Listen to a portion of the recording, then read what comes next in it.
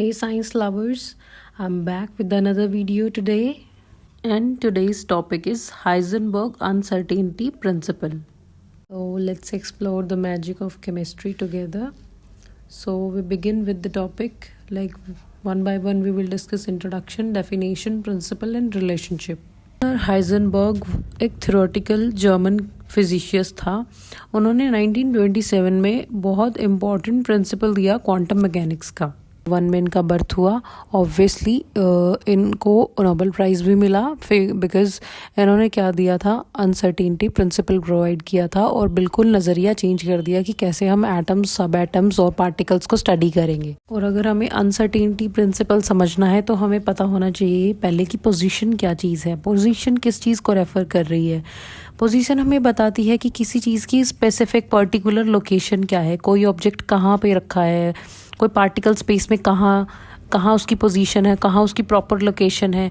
तो यूजुअली हम इसको डिफाइन करेंगे कोऑर्डिनेट्स में, लाइक XYZ कोऑर्डिनेट इन 3D स्पेस. और मोमेंटम क्या चीज़ है? मोमेंटम मेजरमेंट है किसका? Depends on mass and velocity. एक बॉडी का अमाउंट ऑफ मोशन क्या है, मतलब कि वो कैसे और किस जगह मूव कर रही है.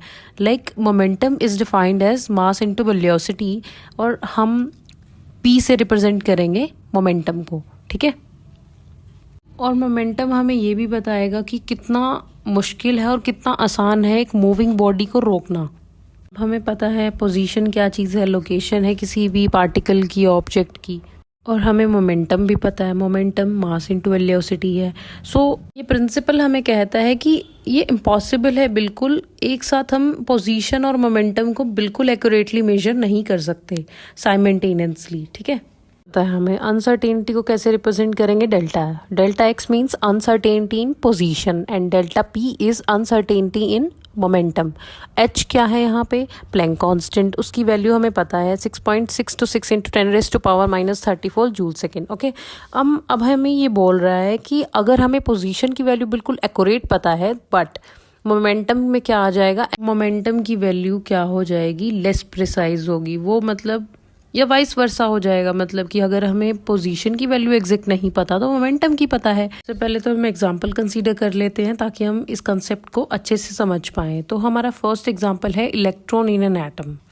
इलेक्ट्रॉन जो है एटम के अंदर वो क्या है हमें पता है. अगर हम उनकी एग्जैक्ट पोजीशन निकालने चले तो हमें ये नहीं पता होगा कि वो कितना फास्ट मूव कर रहा है और किस डायरेक्शन में मूव कर रहा है. और यही रीज़न है कि हम इलेक्ट्रॉन्स को हमेशा क्लाउड्स में शो करते हैं, ऑर्बिटल्स में.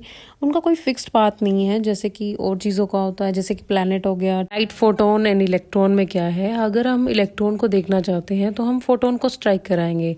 फोटोन के पास एनर्जी है, वो हिट करेगा इलेक्ट्रॉन को. तो इलेक्ट्रॉन को जैसे ही वो हिट करेगा तो क्या है, उसकी वेलोसिटी चेंज हो गई. तो रिजल्ट क्या निकला, हमने इलेक्ट्रॉन की पोजीशन को ऑब्जर्व करने का सोचा तो क्या हो गया, हमसे उसकी स्पीड चेंज हो गई. तो क्या हुआ, सीधा सीधा दिख रहा है कि यहाँ पे क्या हुआ, अनसर्टेनिटी आ गई कि पोजीशन का अगर पता लग गया तो क्या वेलोसिटी चेंज हो गई उसकी, है ना. एक रिलेशन हो रहा है यहाँ पे एनर्जी और टाइम के बीच में कि अगर हम एक्यूरेटली बता दें कि एक बॉडी की एनर्जी क्या है तो हम उसको एक्यूरेटली नहीं बता पाएंगे कि कितनी लॉन्गर टाइम के लिए वो उस एनर्जी में रहेगा, ठीक है.